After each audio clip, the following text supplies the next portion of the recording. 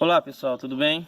Hoje aqui nós estamos aqui para desvendar um mistério. Uma vez um aluno me perguntou: professor, o ovo, quando a galinha põe, ele pode nascer sem a casca? Sim, ela pode colocar o ovo sem a casca. Mas primeiro, eu tenho aqui um exemplo de um ovo, que esse ovo é engemado, ou seja, porque ele possui 2 gemos. Vocês podem observar que o tamanho dele é fora do normal.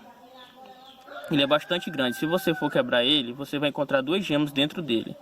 Esse daqui, geralmente é o básico dele, o normal que você sempre vai encontrar, certo? Ele é bem menor e ele também vai ser formado somente de uma gema.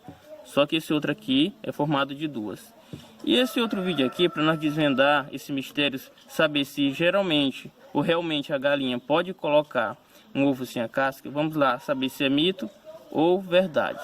Então temos aqui a prova que isso não é mito. As galinhas podem colocar ovo sem a casca.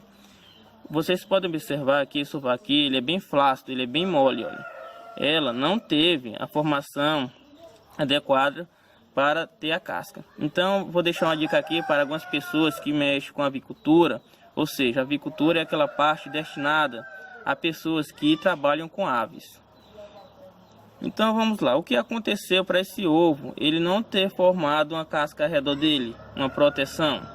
Um dos motivos é o sistema reprodutor da galinha, pelo fato de ser muito jovem, não teve a quantidade de cálcio suficiente para formar a casca na galinha. O segundo, que pode ter acontecido, a galinha não deve ter se alimentado corretamente e não conseguiu obter a quantidade de cálcio suficiente para formar a casca.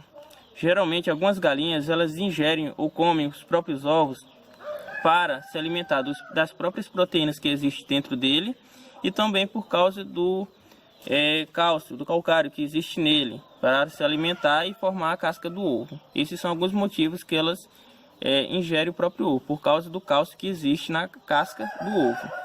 Vocês podem observar uma coisa bem interessante a respeito dele, olha, que é bem flácido ele, mole completamente.